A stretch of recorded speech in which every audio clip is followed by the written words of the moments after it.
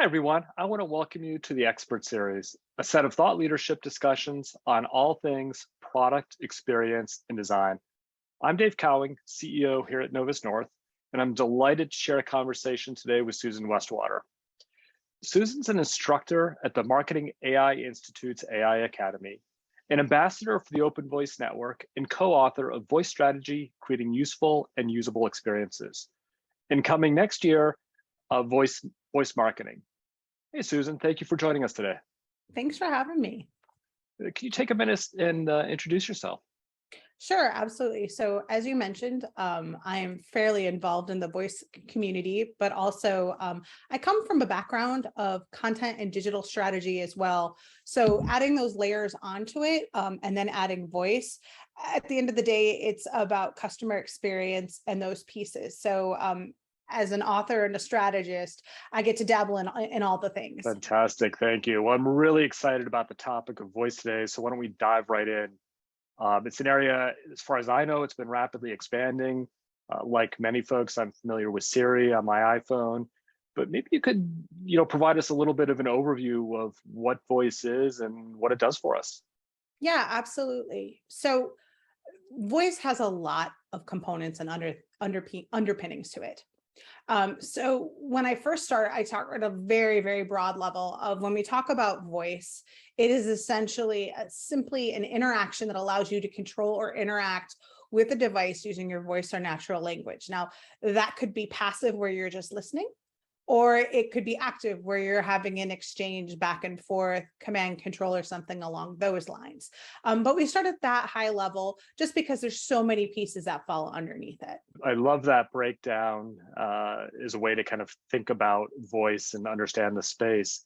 What are the top three use cases you're seeing for voice in today's market? Sure, absolutely. So there are actually, we did some research in the Voice Consumer Index in 2021, and then have now just released, as of today, the 2022 report. And within there, when we were looking at tasks of what it is that people are looking for, the number one is 92% of folks use it to ask questions. It's an incredible use case in the perspective of, is that frequently asked questions? Is that customer service? Is it things along those lines? Those are really important entry level. Of course, listening to music, getting news, things, those are all entry level. But the reality is what we're seeing, what people are doing is they are doing things along the entire customer journey. And so that means it is things like starting with awareness of asking questions about things, consideration, researching products, finding things that are local to them. And then it even goes into the culmination of purchase, and then troubleshooting, onboarding, and all of those pieces. And we see that all along, which can be tracking packages, or when it comes to financial services, getting account status or doing things along those lines. Well, congratulations on the launch of the latest Voice Consumer Index. And for viewers, you can find the link to this report in this episode's transcript. Susan, as you look forward, what are some of the key trends that you're tracking in this space? Obviously, you can't go talk about voice or talk about key trends without bringing up the M word being metaverse. That is something that's definitely there. And voice is at the heart of it because we're not going to type our inputs into the metaverse. We're going to speak them. So that's going to be an important part of what's that relationship? The other part that we're seeing is sonic branding. And that goes, again, hand in hand with all of the other things that we're seeing from a metaverse or just an immersive experience perspective of how does your brand sound without being disruptive?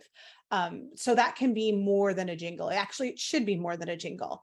But also then what is the persona of your brand if it were truly a person? Like voice and tone become very real and literal of, does that sound, what does it sound like? Does that system persona have more than one? Actually, brand persona sometimes can be male, female, or what have you. So it is understanding all of those pieces of that UX perspective. And I think we also see trends of looking at an omni-channel perspective of how do I use voice? We think of the speakers and we think of Alexa and Google Assistant, but the reality is that how does that work on the web? How does that work on my phone? And those are things that we're seeing where it's the integrated approach of how does voice and audio content live and how do we make those exchanges helpful and also valuable. The idea of sonic branding has really got me thinking. I'm now going through my mind, are ideas for voices that could be used for some of my favorite brands. So I'm super excited to see how they match with reality as they develop these sonic brands.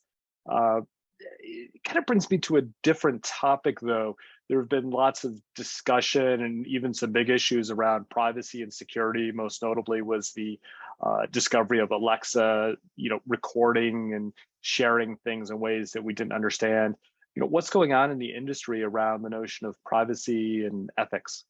Yeah, absolutely. So, as an ambassador of the Open Voice Network, that is something that's very near and dear to my heart. Basically, our charter is to make voice assistants worthy of user trust. And trust's a big word. There's a lot of layers to it. But one of the things that we did see when we ran the Voice Consumer Index in 2021 and comparatively to 2022 is that we are starting to see the distrust start to back off a little bit, but it's still a concern. And what that means is it's understanding from a perspective of what happens to your data. Is it secure? Because there's privacy from a perspective of that no one hears what I'm saying, but then there's security of can no one else access it? And it is, I think what has helped with that number going down slightly has been disclosure and expectation management and understanding policies that come out to that place. The Open Voice Network is at the heart of that, weighing in and working with the European and as well as US-based groups to help them understand what are the implications so that we don't throw the baby out with the bathwater, so to speak. Because we do have people say, I want all my information, but I also want you to give me recommendations that are based on my preferences. So how do we make sure that that value exchange is there? And also, how do we make sure that there's full disclosure so that people are aware of, yes, they're going to use my data for this. Yes, they're going to take this piece of data and use it that way. So I think my guidance to everyone is if you're going to think of when you use data, that you're promising you're going to keep it safe, but you're also going to do something useful with it. You're going to do something valuable to ask for that. And so in that expectation management, you begin to build that trust and that bond of saying, we're not just asking it because it's nice to have, we're asking it because it makes a better experience for you. Fantastic. And thank you for your work with the Open Voice Network. It's great to learn about the existence of organizations like that. And it's really interesting to see kind of this trend that we've seen in other new technologies, the technology catching up and the consumer's perception and comfort with technology sort of catching up over time. So that's fantastic. As companies are thinking about voice and how they might be able to apply it in their business, what are some of the ways that you would recommend companies approach getting started with voice? The way that we often start is because a lot of times when we're talking to a team, they're saying, we haven't gotten social right. Are you kidding me? I have another channel to cover off on. And I have total empathy for that.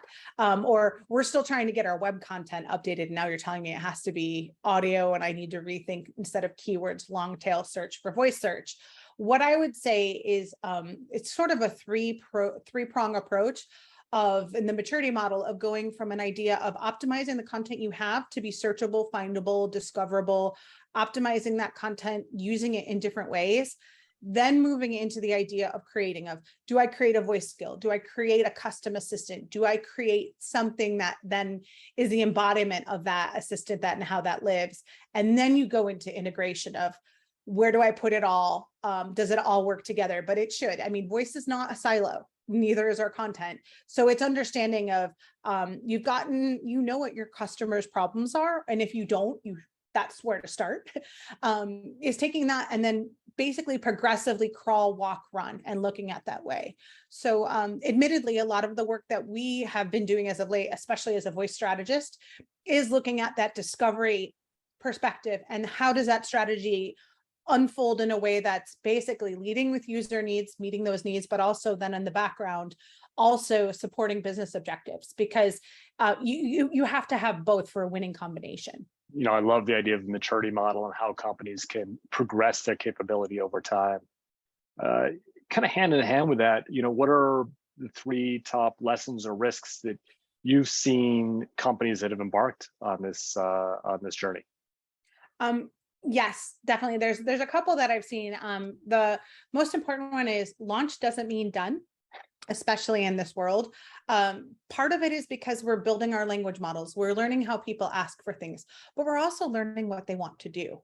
And so just as our users kind of go from, why would I ever want to do that, to how did I live without that?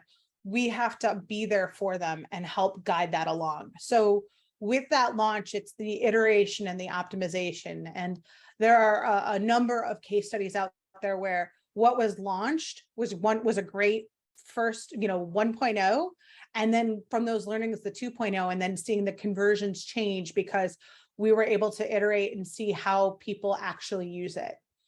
The second thing I would say that's really, really important is there's a tendency, especially with voice projects, of they have a tendency to still be in skunk works or R&D or something along those lines. What happens with that is that you build this wonderful thing when you get to creation or you get to this optimization, and we forget that it isn't inherent on how to, while it's inherent on how to speak and use voice, it's not inherent which brands are there, what they offer. So it's important to make sure that you have a whole marketing plan that also then says, hey, we've created this special thing for you.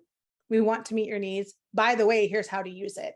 We went through that in digital, when we've done that through the advent of the web, even on mobile, social, all those things.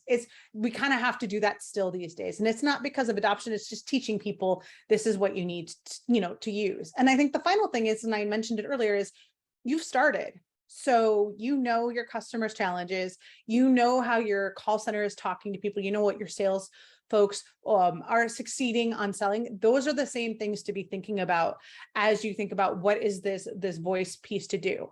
And I will add one final thing is, just because it's cool is not a very good strategy. We want it to be, don't we? I mean, I don't know how many times, wouldn't it be cool? But the reality is that we really do need to think about the idea of useful and usable, and that idea of what problems am I solving, and understanding that sometimes it may feel unsexy, but if that's what someone wants, that's sexy enough, because that'll continue to encourage someone to continue to use it. And that'll also foster great feelings about your brand. Yeah, those are fantastic tips. There's a ton of richness there.